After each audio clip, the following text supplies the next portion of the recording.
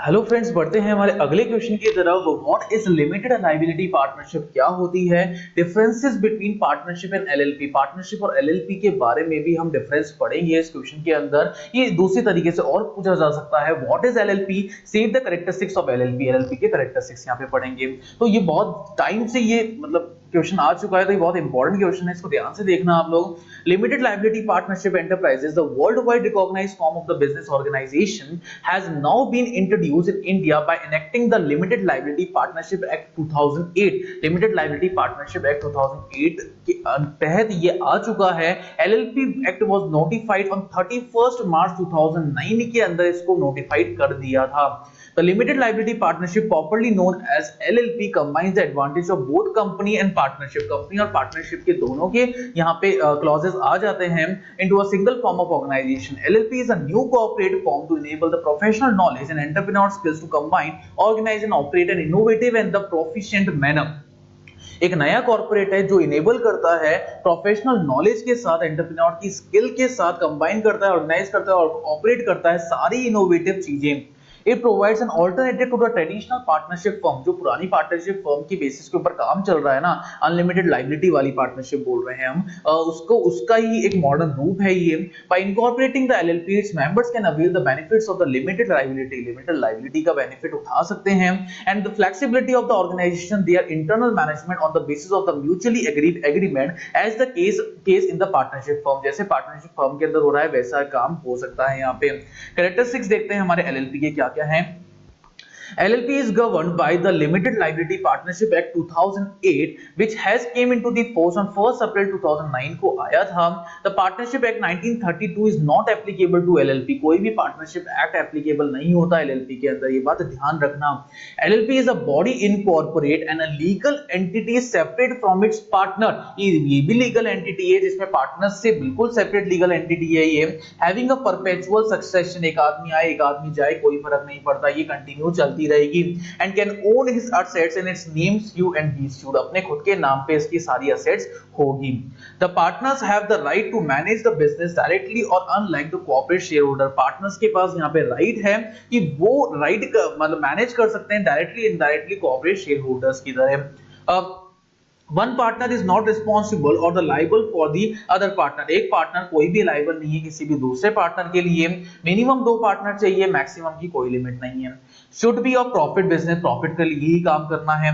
The rights and the duties of the partners in any an LLP, rights और duties है will be governed the agreement of the partners. के बीच में agreement जो भी होगा उसके बेसिस पे होगा। And partners have the flexibility, partners के पास फ्लेक्सिबिलिटी है एग्रीमेंट को अपने हिसाब से वो कैसा भी बना सकते हैं। The duties and the obligation of the designated partners shall be provided in the law। Law के अंदर ये सारी प्रोवाइडेड होने चाहिए। Limited liability of the partners to the extent of their contribution in the LLP, no exposure of the personal assets of the partners except in case of fraud। Fraud के case के अंदर कोई भी exposure नहीं मांगा जाएगा। LLP shall maintain annual accounts के maintain करेंगे।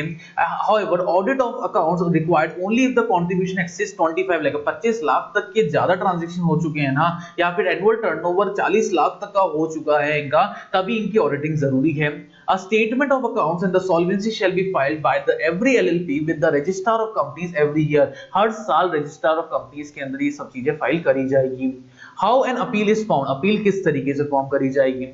For the forming an LLP, some important steps in the matters are given below। कुछ important चीजें हैं। Partner, there should be at least 2 persons, a person naturally artificial to form an LLP। LLP को form करने के लिए 2 persons तो minimum required है ही।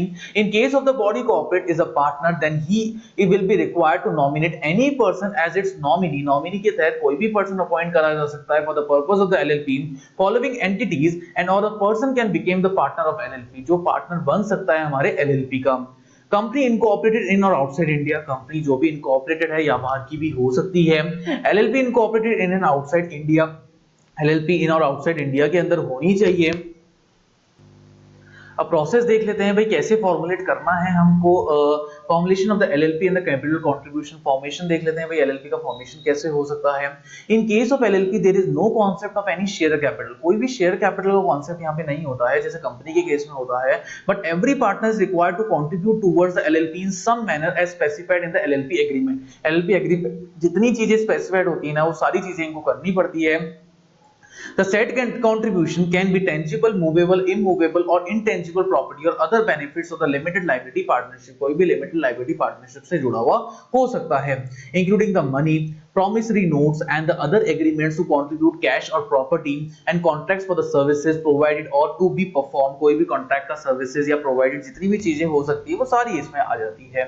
The in case of the contribution is an intangible form, अगर intangible form में कोई contribution है, the value of the same shall be certified by the practices chartered accountant. Practices chartered accountant इसकी value बताएगा या cost accountant बताएगा, approve करेगा या फिर panel बताएंगे central government से. The monetary value of the contribution of each partner shall be accounted for and disclosed in accounts and the limited liability partnership in the manner as may be prescribed. जो भी manner है उसके basis पे ये सारी चीजें prescribe हो जानी चाहिए. Designated partner. Every limited liability partnership shall have a two designated partner. दो तो होने ही चाहिए सारे एक्ट को करने के लिए individually. At least one of them shall be resident to India और एक इंडिया में रहना चाहिए. Designated partner means a partner who is designated in the such a incorporation documents or who becomes a designated partner in accordance with LLP agreement. LLP agreement में जिसमें हर जगह वो sign करने के लिए रेडी हो सके. In case of the limited liability partnership in which all the partners are the body corporate, सारे partners हमारे body corporate हैं और in which one or more partners are individual and body corporate, यहाँ पे individual और body corporate से related है, at least two individuals who are the partners of such a limited liability partnership or the nominees, दो बीच में कोई ना कोई partners होने चाहिए limited liability की, such bodies shall be designated partner. ये सारे designated partner हो सकते हैं. अब DPIN क्या होता है, ये important topic है, इसको ध्यान से देखना. Every designated partner required to obtain a DPIN from the central government. से उनको एक DPIN number चाहिए. DPIN is a 8-digit numerical number allotted by the central government in order to identify the particular partner can obtain the make an online application. जो online application कर सकता है particular partner in form number 7 to the central government and submitting the physical application along with the necessary identity and address proof of a person applying with the prescribed fees. prescribed fees के साथ जो सारी चीजें application के ऊपर डाल सके. However, if the individual already holds a DIN, अगर DIN number already है, डायरेक्टर है वो कहीं पे DIN number है, the same number can be allotted to your DPIN. DPIN का भी नंबर सेम हो जाएगा. For that the user shall be submit the form number 7 needs to file the existing DIN in the application. Form number 7 submit करना पड़ेगा existing DIN को बताने के लिए. It is not necessary to apply the designated partner identification number every time. Her time नहीं करना. Appointed partner in LLP. Once the number is allotted, it could be used all the LLP. सारे LLPs के अंदर इसको हम use कर सकते हैं. Who appointed as a partner, जो भी अपॉइंटेड पार्टनर की तरह होगा. Digital signature certificate, digital signature certificates होंगे. All the form like e form number 1, form number 2, form number 3 which shall be required for the purpose of incorporating the LLP are filed electronic through the medium of the internet. Internet के medium से होना चाहिए ये काम. Since all these forms are required to be signed by the partners to propose LLP, LLP को propose करने का सारे पार्टनर्स ये फाइल करेंगे. And as all these forms are to be filed electronically ये फाइल होनी चाहिए. It is not possible to sign them manually. Manually उनको साइन करने की जरूरत नहीं है. Therefore, for the purpose of signing these form, at least one of the designated partner of the proposed LLP needs to have a digital signature certificate. इनका digital signature certificate होना चाहिए. The DSC once obtained will useful various forms required in filing during the course of existence of the LLP with the registrar of LLP. Registrar of LLP जितनी भी existence की basis के ऊपर काम है उन सब चीजों में अप्लाई करा जाता है. LLP name.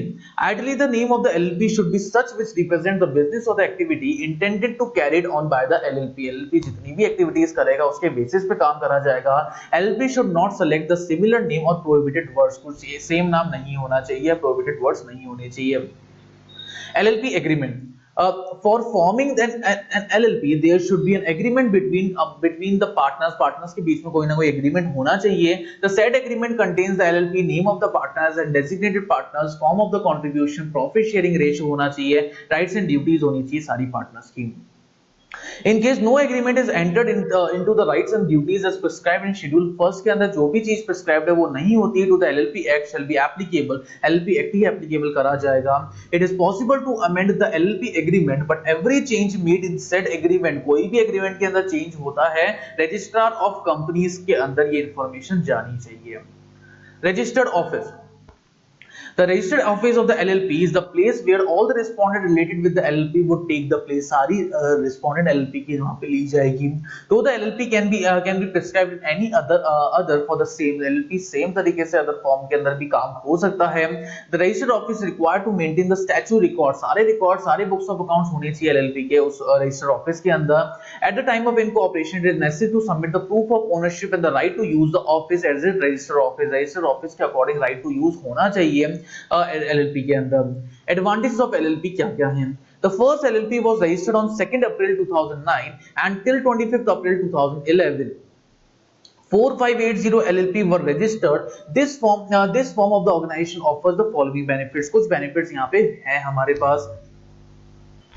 The process of formulation का जो भी process है, it's very simple as compared to the companies के compare में ये बहुत ही ज़्यादा simple process है हमारे पास जो भी हम face कर रहे हैं. Moreover, in the terms of cost, the minimum fees of incorporation is less of 800 and maximum is 5600. Minimum cost हमारी 800 है और maximum costing 5600 है. Just like a company, LLP is also a body corporate. LLP भी एक body corporate है, which means it has its own existence. अपनी खुद की existence से इसके अंदर as compared to the partnership के compare के accordingly. LLP and its partners are distinct entities in the eyes of law. Law के eyes में ये दोनों एकदम different लोग हैं. LLP is known by its own name. अपने खुद के नाम से ये जानी जाती है and is not the name of the partners. Partners के नाम से कोई मतलब नहीं है. An LLP exists a separate legal entity different from the lives of its partner. Partner के life से एकदम separate legal entity हम इसको बोलते हैं. Both LLP and the person who owns it are separate legal entity. दोनों LLP और person दोनों ही separate legal entity होते हैं and both function separately और दोनों separately ही function करते हैं. Liability of the repayment of the debts and the lawsuits incurred by the LLP lies on not different from the lives of the partners. Partners की life से कुछ भी चीज different नहीं होती. Any business with the potential of lawsuit should consider the LLP form organization and it will offer and added the layer to the protection की layer यहाँ पे set हो सकती है. नेक्स्ट हमारे पास है another benefit of incorporation of the is the taxation of LLP. Taxation of LLP एक another benefit है. LLP is taxed at the lower rate as compared to the company. Company की compare में LLP का जो tax rate है वो बहुत ही ज़्यादा कम होता है. Moreover, LLP is not subject to the dividend distribution taxes as compared to the company. इनको dividend distribution tax DDT नहीं देना होता है. So there will be no tax while distributing profit to partners. Partners के profit को distribute करने में हमारा tax बहुत कम लगता है. Financing a small business like the sole proprietorship or the partnership can be difficult at times difficult हो सकती है. An LLP being a regulated entity like a company can attract finance from the private equity investor. Private equity investor से कोई भी finance मिल सकता है, financial institution से भी मिल सकता है. As a juristic legal person, an LLP can sue in its name and be sued by the others. अपने खुद के नाम पे भी sue हो सकता है, किसी दूसरा भी जना उसको sue कर सकता है. The partners are not liable to sue for the dues against the LLP. Partners कोई भी liability नहीं होती है sue करने की. पार्टनर्स को कोई भी लायबल नहीं माना जा सकता इसके अंदर. Under the LLP, only in the case of the business where the annual turnover contribution exceeds 40 lakhs, 25 lakhs are required to get their accounted annually by the chartered accountant. Chartered accountant annual ही सारी चीजें audit करेंगे. There is no mandatory audit requirement. कोई भी mandatory audit requirement नहीं है यहाँ तक. In LLP, the partners, unlike the partnership part, are not the agent. Partners agent नहीं होते हैं, and the partners therefore they are not liable for the individual act of the other partners. कोई भी individual act किसी दूसरे partners के लिए liable नहीं करा जाता. As compared to the private company, the number of compliances are on the lesser side in case of LLP. LLP के केस में बहुत ही कम side के होते हैं. Disadvantages देख लेते हैं LLP के क्या होते हैं. The major disadvantages of the limited liability partnership are below.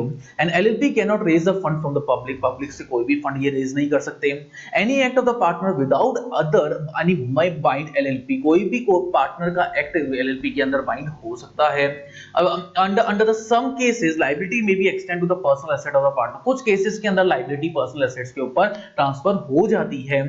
For example, LLP might or may not choose a certain extraordinary reason. For example, Department of Telecom would approve the application of a lease line only for the company. Company के ऊपर ही lease line की facility दी जाती है. Friends and the relatives of the venture capitalists would be comfortable investing in the company. Company के अंदर ही invest कर सकते हैं. The framework for incorporating an LLP is in the place, but the currently registration are centralized at Delhi. Registration कहाँ पे है? दिल्ली के अंदर है. Differences between partnership and the limited liability partnership, LLP और पार्टनरशिप के बीच में क्या डिफरेंस होता है? Meaning partnership refers to an arrangement where two or more person agree to carry on the business and share the profit and losses mutually share कर सकें। LLP is the form of the business operation which combine the features of the partnership body, corporate body, corporate partnership की features को हम combine कर सकते हैं। Governed by Indian Partnership Act 1932, Limited Liability Act 2008 के अंदर गवर्न कर सकते हैं। रजिस्ट्रेशन ऑप्शनल है, यहाँ पे मैंडेटरी है registration. Chartered document partnership deed होती है पार्टनरशिप के अंदर, यहाँ पे एलएलपी एग्रीमेंट होता है। लायबिलिटी यहाँ पे पार्टनरशिप के अंदर अनलिमिटेड होती है, यहाँ पे लिमिटेड हो जाती है accept in the case of fraud के अंदर। कॉन्सेप्चुअल कैपेसिटी पार्टनरशिप के अंदर कोई भी कॉन्ट्रैक्ट किसी के नाम पे नहीं होता, किसी के नाम पे नहीं हो सकता है। It can sue and sued in its name, ये अपने नाम पे स्यू और स्यू हो सकता है। Legal status partners collectively known as the firm, firm के नाम से जाने जाते हैं, कोई सेपरेट लीगल एंटिटी नहीं होती, यहाँ पे सेपरेट लीगल एंटिटी होती कंपनी के केस की तरह। नेम ऑफ द फर्म कोई भी नाम हो सकता है फर्म का, यहाँ पे नेम के कंटेन एलएलपी होना चाहिए सफिक्स के बाद, मतलब एलएलपी होना ही होना चाहिए नाम के आगे। मैक्सिमम पार्टनर्स यहाँ पे 100 है, यहाँ पे कोई लिमिट ही नहीं है पार्टनर्स की। Property can not be held in the name of the firm, partnership के अंदर फर्म के नाम पे कोई प्रॉपर्टी नहीं हो सकती। एलएलपी के केस के अंदर फर्म के नाम पे प्रॉपर्टी हो सकती है। कोई परपेचुअल एग्जिस्टेंस नहीं है, मैन नहीं आया गया इससे प्रॉब्लम हो जाएगी पार्टनरशिप को, यहाँ कोई प्रॉब्लम नहीं होगी। Audit of the accounts, accounts के ऑडिट मैंडेटरी नहीं है पार्टनरशिप के अंदर, लेकिन मैंडेटरी है यहाँ पे जहाँ पे कंट्रीब्यूशन 40 लाख से ऊपर हो जाए या 25 लाख से ऊपर हो जाए कैपिटल और टर्नओवर का। Relationship partners are the agent of the firm, firm के एजेंट्स होते हैं पार्टनर्स, और यहाँ पे पार्टनर्स एजेंट होते हैं एलएलपी के ही, ये बात ध्यान रखना। तो ये हमने पार्टनरशिप और एलएलपी के डिफरेंस के बारे में भी पढ़ लिया, एलएलपी क्या होती है इसके बारे में पढ़ लिया। Thank you so much.